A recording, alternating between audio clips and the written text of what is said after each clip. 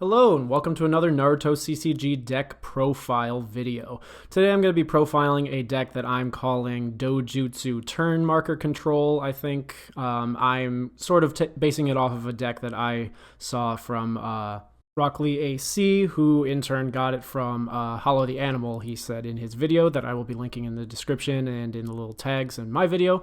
The basics is that it's going to be working on turn control, so it's going to be sort of a Pain and Itachi and Sasuke based deck.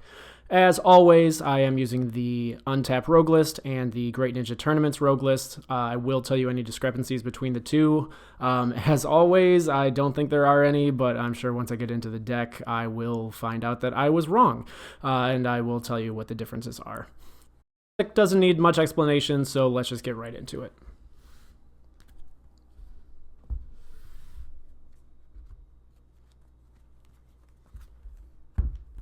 So for turn zeros, I run 3 Nagato Childhood. Like I said, this is a Pain variant and splashes in Pain. And I do think that Nagato Childhood is one of the best turn zeros for Pain. It is a Void Ninja, it has Rinnegan, it has Growth too, which is pretty good, so you can put a second one into play if possible. And it does have a Ninjutsu combat attribute, which is pretty important for our jutsus later on. The reason that I really like this card is for its second effect, but as an additional cost to put this ninja in play, you do have to reveal a Rain Ninja from your hand. This is what makes Pain sort of hard to splash into other decks, especially with this Nagato, because the more you are removing your Pains and your animals and everything, the less you're going to be able to use this card. But I am using much more Pain than Rock Lee AC is in his deck, so I think it works out for the better. The second effect, which I ran this for, is valid. When this ninja is discarded, you can move it to your owner's chakra area instead, and in this case, you can move a player's turn marker up by 1.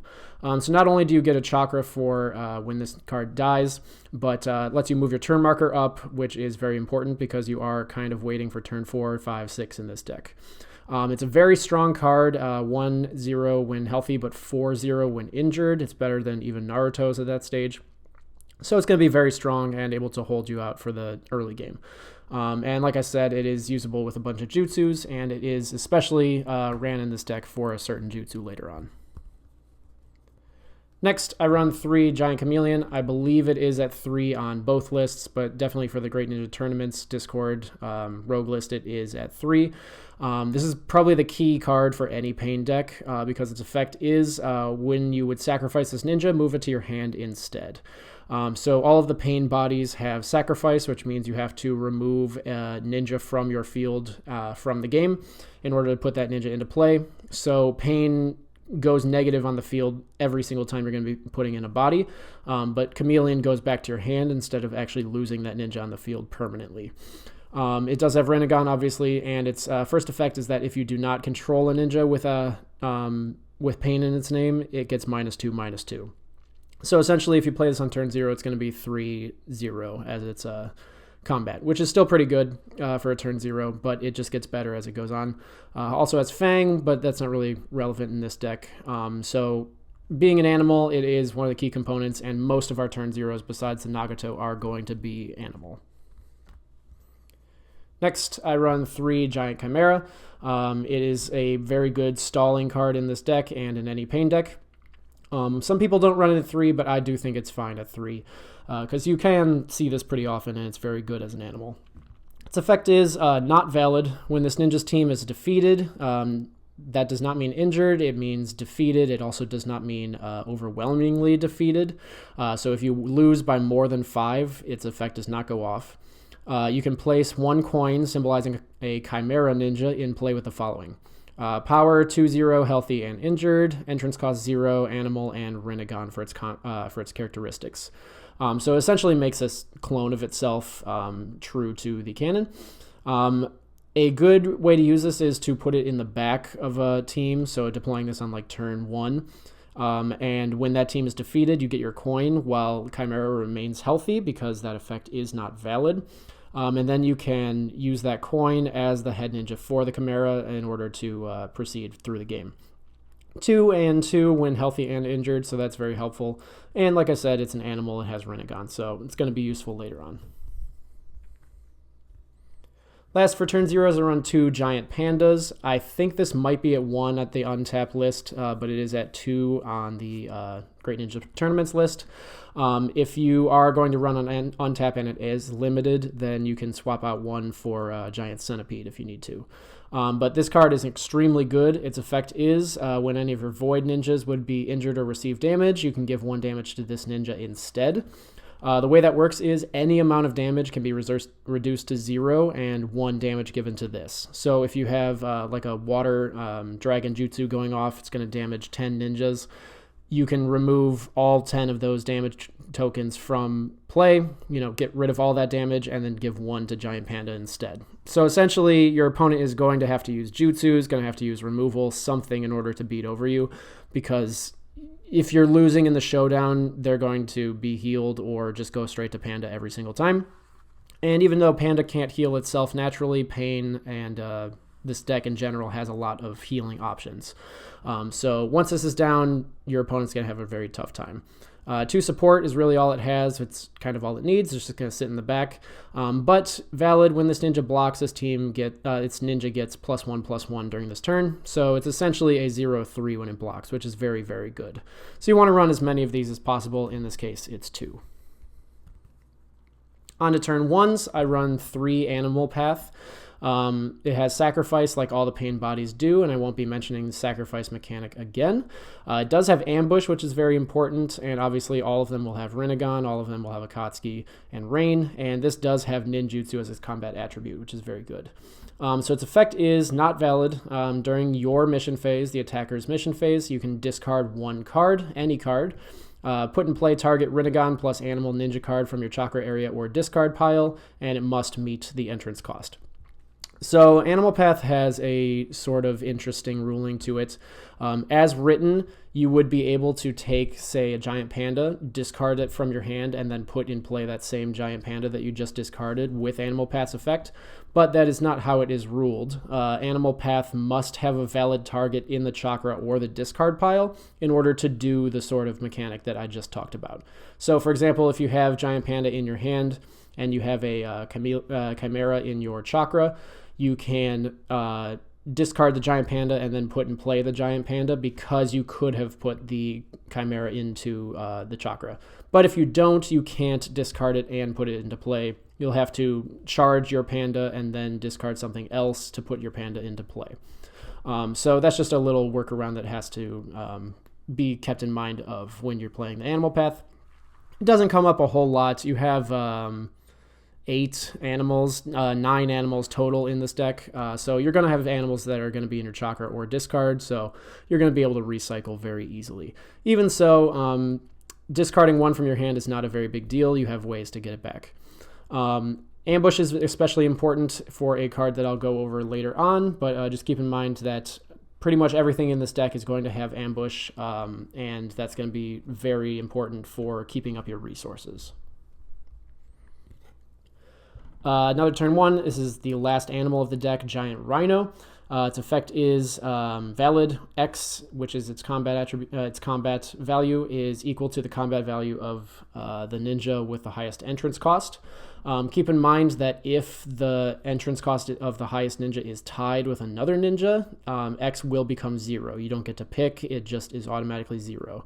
That's why I only run 1 of them, because while it is very good and it can be very strong if your opponent is doing a lot of rush or something, if you went first and Giant Rhino is put in play as your turn 1 and it is the highest entrance cost in play, it's going to be 0 because it is equal to itself, which is kind of unfortunate. Means that it's kind of a dead card until turn 2 unless you went second. Its second effect, though, is valid. Effect texts of Rinnegan ninjas cannot be negated. This is very, very good because it'll stop your dehydrations, your Kagiris, Zetsus, whatever it is you've got. It will not stop comparative strengths because that replaces the text, but still, negation is a very, very strong part of any deck, so being able to just flat out turn off those negation effects, at least on your pain ninjas and your animals, is going to be very handy. So you just run 1 of these, and I think that's a pretty good value. Last for turn ones, I run one Karin Absorption. She has Ambush just like the others, and she has O2 and O1 for her healthy and injured stats. Pretty good. She's going to be in the back pretty much every time. Her effect is valid during the EOJ or during your mission phase. You can move one card in your opponent's discard pile to the chakra area and heal one of your other ninjas. And I think I just said your mission phase. It's any mission phase, any EOJ.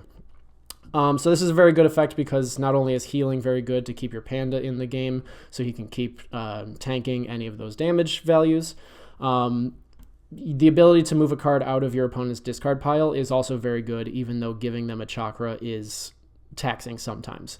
Say, for example, you're facing a reanimation deck and your opponent has like a ghost panic. They're going to play it and try to put in play something from their discard pile. You can chain your Karin's effect onto it, move that card that they want to put in play out of their discard pile, and now they can't put it into play. It's pretty much that simple. Overall, very good healing ability for this deck, and I don't think you need to because there are other methods for healing. On to turn 2, I run 3 Pain Naraka Path. Ambush like the rest, very good. Sacrifice and non-valid effect. While your turn marker is even, your opponent cannot play mission cards or activate effects of ninjas with an odd entrance cost. So the turn marker manipulation of this deck is going to be coming in handy for that because you're going to be able to sort of keep your turn marker on whatever turn marker you need for whatever pain you're playing, so that your opponent can't really plan for the next turn to be the turn that they go all in and swing or whatever it is. But the second effect is the most valuable for any pain deck. It's valid during your mission phase. You can pay 0 chakra to put in play a Heretical Icon card from your reinforcement deck. We'll go over that card later, but it is one of the best cards in the deck, so obviously getting it out is a top priority, which makes running 3 of these pretty necessary. Other than that, he does have ninjutsu as the combat attribute, which is very important. 5 for its healthy and 3 for its injured stats, which are very, very good for a turn 2 to offset the fact that you need to sacrifice a ninja. So I always run these at 3. On to turn 3, I run 3 Tobi Akatsuki's Humor. A lot of people in a lot of pain decks will run Kushina, the turn 0 that is semi-limited, because she allows you to put cards from your deck into your chakra area. And a lot of people think that because pain has a lot of ambush, that means that essentially if you're milling 2 into your chakra with Kushina and they both have ambush, you essentially just drew those 2 cards because you can still use them from your chakra area. Tobi fills the same role, I think, and in a better way that I'm willing to use because I want to fill up my turn 0s with animals. His effect is during your mission phase, you can name a card type, so ninja, mission, jutsu, client. In that case, reveal the top card of your deck. If the revealed card is the named type, move the revealed card and a card in your discard pile to your chakra area. So most people will run this card in conjunction with something that either lets them see what their top card is or lets them put a card from their hand onto the top of their deck so that they can guarantee getting this off every single time. I do that in another one of my decks, my Kamui BFR deck, which I will link. But for this specifically, I don't run anything like that, and here's what I do. I will use Tobi, and every single turn I will just call Ninja. And if it's a ninja in my top card, I will move it to chakra and then get a discard into my chakra as well. The reason I do this is because, like with most pain decks, a lot of my cards that I'm looking for are ambush. So if I'm calling out a ninja, 9 times out of 10, I'm going to get a ninja that I want to be in the chakra anyway, and I'm going to get that draw just like I was talking about with the Kushina. If I get a jutsu or mission, it's not really any harm to me because I don't want my jutsus and missions to be in the chakra area. It's a very heavy jutsu deck. So I want those jutsus to be in my hand. They're no use to me anywhere else. I can't really get them back. The draw aspect isn't as valuable as getting the chakra back from discard, in my opinion, because I do have some cards that I need to be in the chakra to pay for some costs. So I do run this at 3 because I think it's very valuable to be able to get that draw from the chakra, and especially to get that discard pile drawback as well. It's very good. It also does have ambush, and its stats are very good, being 3-3 and 2-3. So it's easy to be in the front and into the back when you need it. Next, lastly, for turn 3s, I run 2 Pain Preta Path, Ambush like all the rest. It does have Ninjutsu as its combat attribute like the other Pain bodies. Sacrifice, and its effect is during the exchange of Jutsu. If your turn marker is odd, you can negate 1 ninja effect or 1 Jutsu being played. So this is very good because I don't have room for any negations, whether they're Jutsus or for ninjas. Like I can't run any comp strengths, can't run any dehydrations. So I do rely on Pain to be my negation of ninja effects and my negation of Jutsu effects. Like I was talking about with Naraka Path, having the ability to move your turn marker according to what you want in this deck is very good, so you can make sure that you do have the odd if you need it to be able to negate a Jutsu whenever you need to negate a Jutsu. 5-3 for stats when healthy on turn 3 is still very good, so, you know, even though they're the same as a turn 2, it's not like a detriment to you. And then 3-2 when injured is also very good. So I just run 2 of these because negation is not the biggest deal in this deck. Preta Path is basically the last card I need to see, but still running 2 of them is very helpful. And for turn 4, the main card, the main ninja in this deck is Sasuke Uchiha Severing the Bond. So this is what most of the deck is built around. Its effect is during the exchange of Jutsu, if this ninja was sent out to attack this turn, you can make 1 ninja battling against this ninja's team with printed entrance cost of 2 or less a standby ninja. And valid, this ninja is considered to have Jonin. So the main use of this is that a jutsu that we're going to talk about later on allows you to move your opponent's turn marker down. So Sasuke being sent out potentially against a team that has all turn 2s and lower means that he can put somebody into standby and essentially always win that fight because you're going to be 3-on-2 at that point. This also allows you to use Sasuke as a pseudo negation because he can move a opposing ninja to the standby area. When they're about to use a jutsu, he can chain on them so that their jutsu is going to fizzle. So essentially, your opponent's not going to be able to play against the Sasuke if you play your cards right. Importantly, this card does have mastery. It is one of, like, I think 2 Sasukes in the entire game that have mastery, the other ones being state 2s in the reinforcement deck. And having mastery is very important because you are going to want to use the jutsu, the main jutsu of this deck, multiple times, which is also why we do run the Tobi, because we want to get a fire chakra back into our chakra from our discard so that we can use that mastery on that jutsu. So main card of the deck, you run it at 3. 6-0 and 2-0 for stats, pretty good. Obviously 2-0 is not very good, but, you know, it's Sasuke.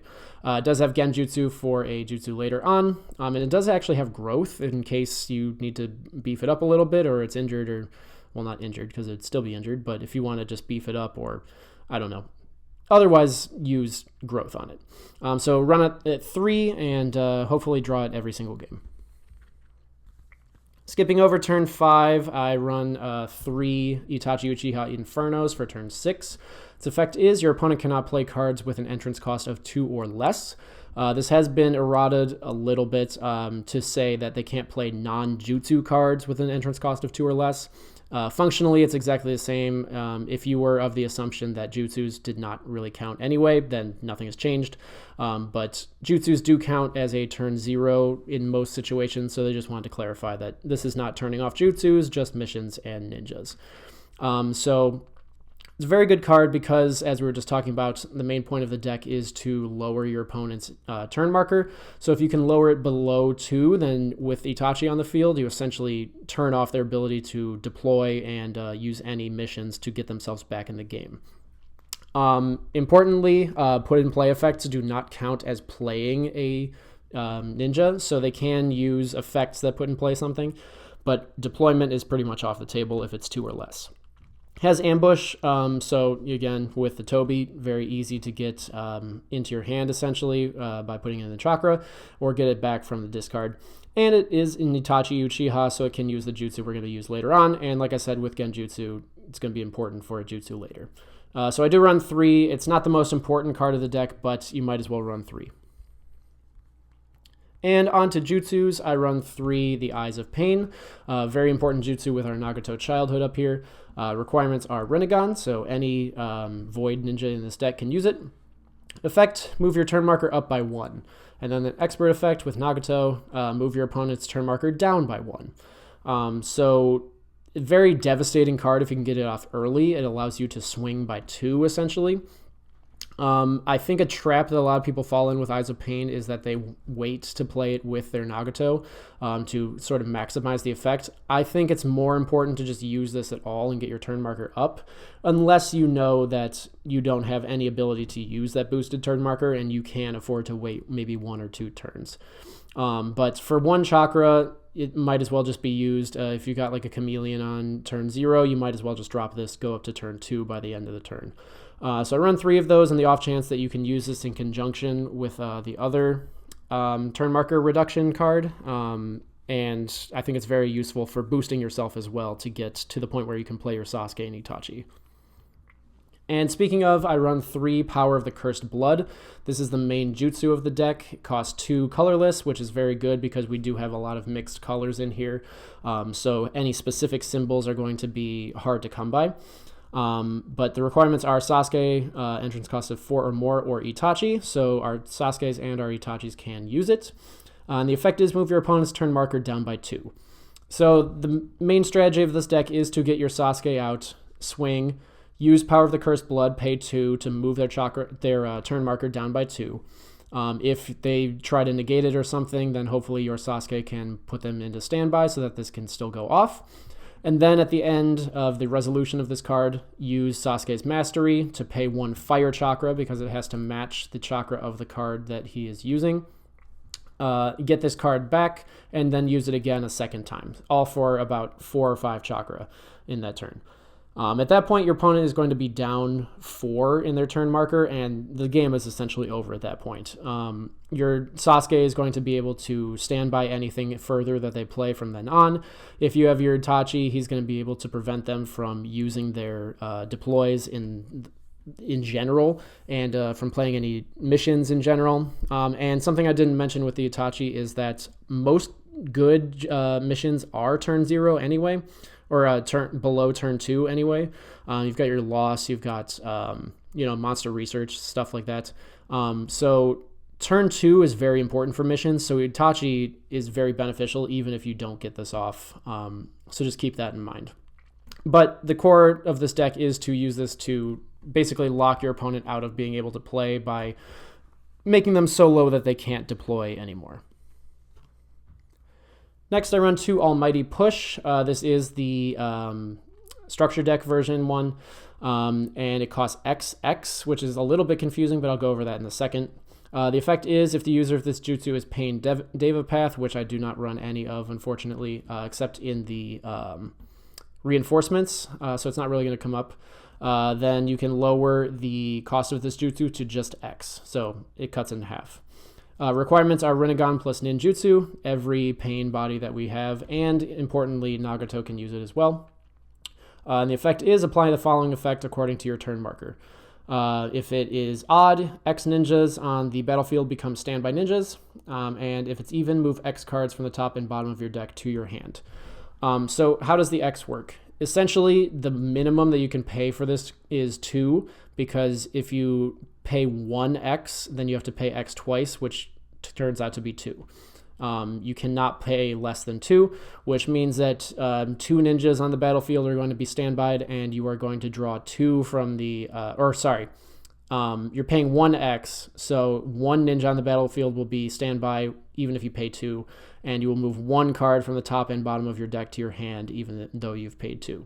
So it is a little bit confusing, but it's still incredibly good because for 2 chakra, you can draw 2 cards essentially, and since it's bottom and top of your deck, and standby a ninja for 2 chakra is incredibly good. It's even a snipe. It allows you to push anybody from anywhere.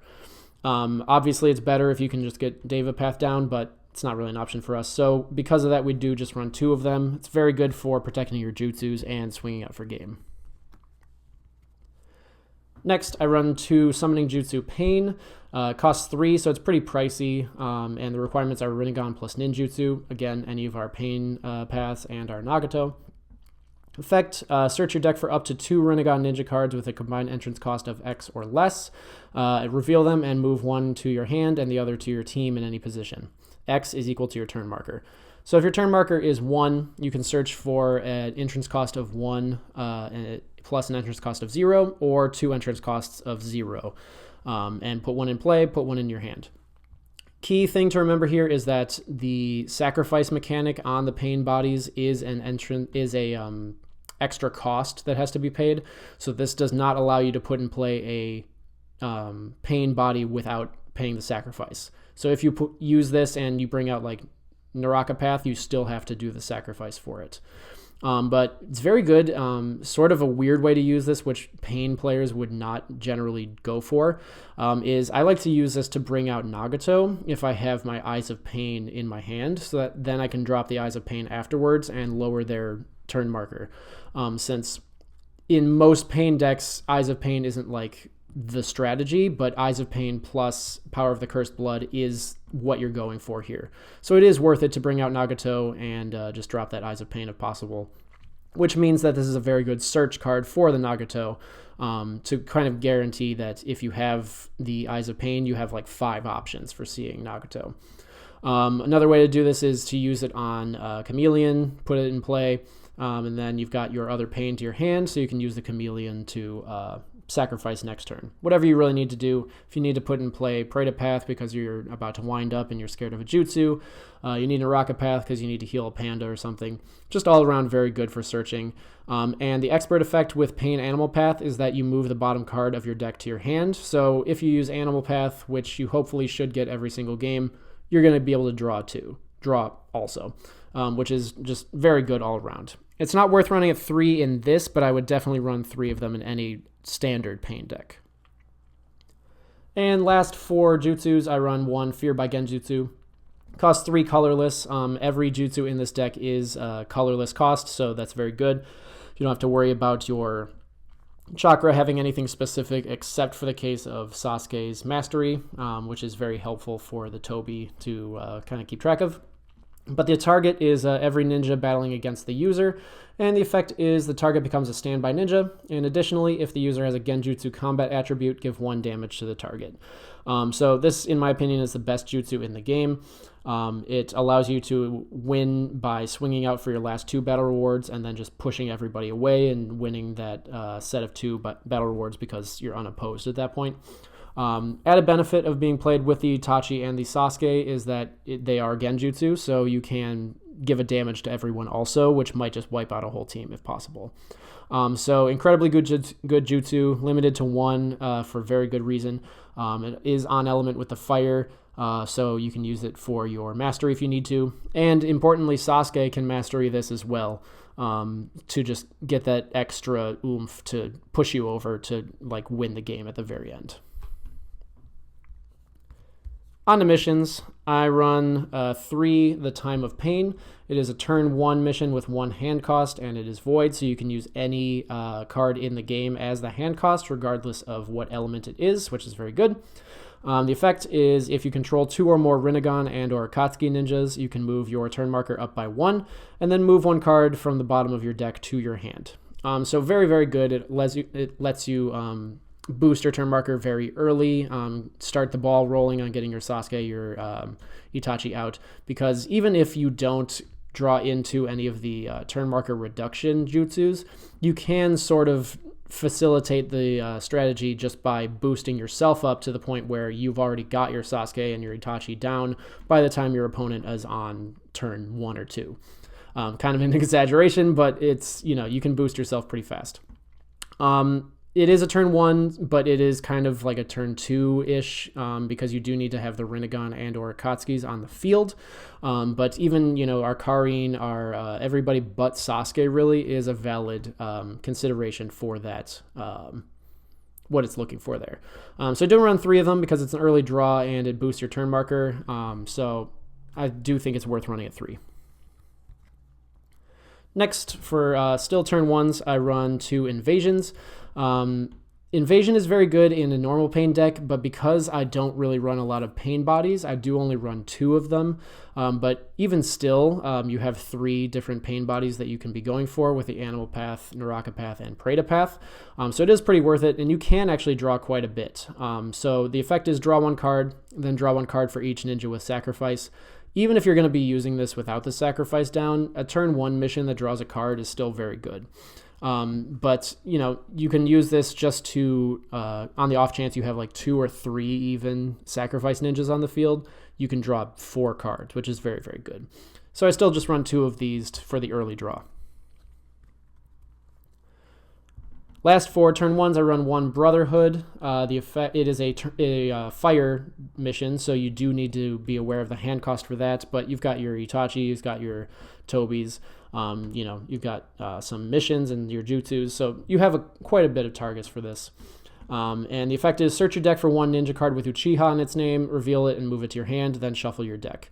Obviously, you're going to be searching for Sasuke or Itachi probably. Those are the only 2 options, but Sasuke for sure is the priority target. I ran this over Symbol of the Proud Clan because, or not, I always do that, Symbol of the Rogue Ninja, because you don't really have the water to search for your Sasuke, and Sasuke is the important target. So Brotherhood, just to search for Sasuke specifically. If you can search for Itachi, then go for it. But it's also another fire chakra once it's in your chakra for the mastery as well. On to turn 3s, I skipped turn 2. It's 1 Invasion of Akatsuki, limited to 1 on all of the lists. It is permanent. It has no hand cost, which is very good because it is a fire or water hand cost that it would need. And the effect is, when this mission's card effect is applied, search for your deck for 1 Rogue Ninja card and move it to your chakra area. Importantly, pain cards do not have Rogue Ninja because he is not a Rogue Ninja. So you're going to be able to search for your Tobi, your Karin, your Sasuke, and your Itachi, and that's really the only option that you have. But still, the second effect is Akatsuki and Rogue Ninja cards in your chakra area get ambush. So not only can you search for your Sasuke with this as a second sort of Brotherhood, but it gives Sasuke ambush because key difference for him is that he does not have it, which is very unfortunate. So if you can get this out, then your Tobi can, put your Sasuke from the deck or the discard pile into your chakra, and you can use him just like you would any pain body. So I run 1 of these in pretty much any deck that has Rogue Ninjas. And last for turn 3 and for the rest of the game, I run 2 Shadow of the Leaf. It is another fire mission, so be careful of the hand cost, but running enough fire that I think fire is pretty covered in this deck. It is a counter mission, and the target is 1 mission. Effect, negate and discard the target. In that case, if you control Sasuke with an entrance cost of 4 or more, injure up to 2 of your opponent's ninjas. So since Sasuke is the main component of this deck, I do run this with 2. And obviously, it's just a very good way to stall out your opponent even more. If you've got them locked down, but they still have a mission that they can play, then you just drop this and it negates them. And because Sasuke is going to hopefully be on the field every single game, you can even injure up to 2 ninjas, which is incredible. A mission that is hurting your opponent's battlefield is very, very rare to come by. And negating a mission in general is just very good. So I do run 2 of these, mostly for that aspect, but also because it does facilitate the chakra cost as well. And that is it for the main deck. Now I'm just going to go over the side deck. One of the cards I do not have, and it's the first card that you would play, is Itachi and Deva Path. It's not very helpful, which is why I don't actually own one, but its effect is basically you can put it in play with Itachi or Deva Path, so you can use your Itachi to put it in play itself. And then, actually, I have to look it up. Hang on 1 second. I don't actually own it, and I've never actually played it, so it's not something I just have.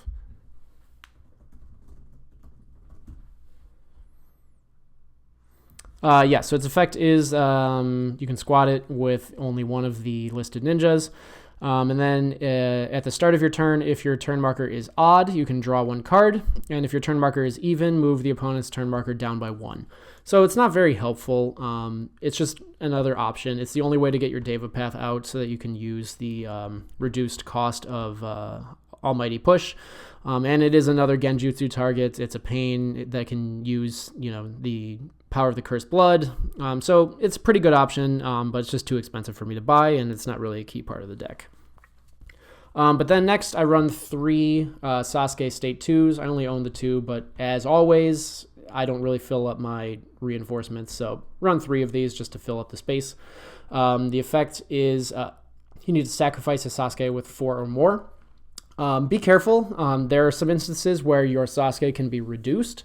For example, one of the most popular squads in the entire game is Temari and Gaara, and they, as a key part of their effect, reduce the cost or the entrance cost of your opponent's ninjas on the field by 2, as long as they don't have Surge.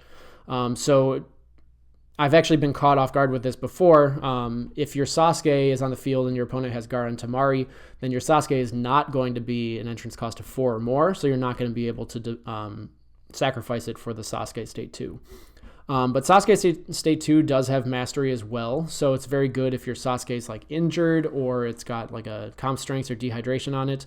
You can go into Sasuke State 2 and still have your Mastery for the power of the Cursed Blood, which is very good. But its effect is when this ninja uses a Water Jutsu, discard 2 of your opponent's chakra. I don't have any, so irrelevant. And when this ninja uses a Fire Jutsu, give 1 damage to 1 target opposing ninja.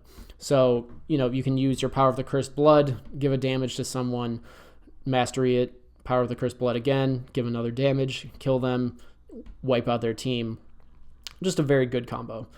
So I do run 3 of these because you don't really have a lot of space otherwise. Next, I run 3 Danzo. It does have a hand cost of 1, and the Sasuke does have a hand cost of 1 also, so that's another reason it's hard to come by. You really only have your Sasukes, your Karin, and your Invasion of Akatsuki to use for State 2's hand cost. But Danzo is fire, so you can use any of the other fires for hand cost. And it's sacrifice 1 Sharingan-eyed ninja. So actually, importantly, you could use that with Invasion. I never really thought of that because I've never really used this on the field. But could be a 4th body for your Invasion, or even 5th if you've got Deva Path and Itachi down. Just food for thought, thing I'm thinking of on the spot. But its effect is valid when this ninja is put in play. Place X growth coins on this ninja, where X equals the sacrificed ninja's entrance cost, and this ninja gets the sacrificed ninja's characteristics. So this has also been errated very minorly. It is the sacrificed ninja's listed characteristics. So if you sacrifice like your Sasuke from your field, it doesn't get name Sasuke. But if you sacrifice your State 2 Sasuke, which has listed name Sasuke Uchiha, it does get the name Sasuke Uchiha, at which point it would be allowed to use your Power of the Cursed Blood, etc. So that's very good. It does have ninjutsu instead of genjutsu, which is very disappointing for Fear by Genjutsu, but it is what it is. Danzo is essentially a late swing, mitigation ninja. It's really if your Itachi or Sasuke are injured or like they have a poison coin on them or something and you just need them off the field so you can get another one down. Danzo can do that, remove them from play, and then allow you to put in play another Sasuke or Itachi. So that's mainly what he's here for, and you just run 3 of these in pretty much any deck that runs any Sharingan ninjas. And lastly, it's Heretical Icon, very important card in the deck for being the very last card that we're going to be talking about. It is brought in play by the Naraka Path that we talked about earlier. And its effect is, at the start of your turn, you can remove this ninja from the game. In that case, move 1 ninja card with pain in its name from your discard pile to your village with an entrance cost less than or equal to your turn marker, ignoring its sacrifice. So, start of your turn, if your Naraka Path is dead and Heretical Icon's on the field, put in play your Naraka Path, use Naraka Path to put in play another Heretical Icon. Boom. You've essentially got three free revives with Heretical Icon. So that's very, very good. Not as good as it could be in any pain deck where you've got your Deva Paths and your Asura Paths and stuff like that. But the second effect is equally good. At the start of your turn, heal 1 of your Rinnegan ninjas. So this is what the combo is with the Giant Panda. You've got Giant Panda down on the field. Let's say your Animal Path takes a damage. Giant Panda negates that damage and takes that damage itself instead. Next turn, Heretical Icon heals your Panda back up. Do it all again. Essentially, that combo forces your opponent to have to use jutsus or actual removal jutsus in order to get rid of your teams. Otherwise, you can just keep crashing into whatever they're throwing out, and you will be healthy the next time it happens. So it's a very, very good combo for what is very easy to pull off. You literally just need one Naraka Path on the field and a Panda in your hand. Which, you can easily get by searching, by drawing, whatever it is. So Heretical Icon needs to be at 3 in every single pain deck possible. But that is the full deck. Sorry it was a little late. I have an entire different deck that I wanted to profile first. But then I saw this video from Rock Lee AC. I wanted to do my own version because I was looking through it and I thought it was cool. I had to tweak it, I had to do some deck testing. I changed some things, and then eventually I had to buy the cards. They had to come in the mail. So it took a while to get this deck together, but in the play tests, I think it's very, very successful.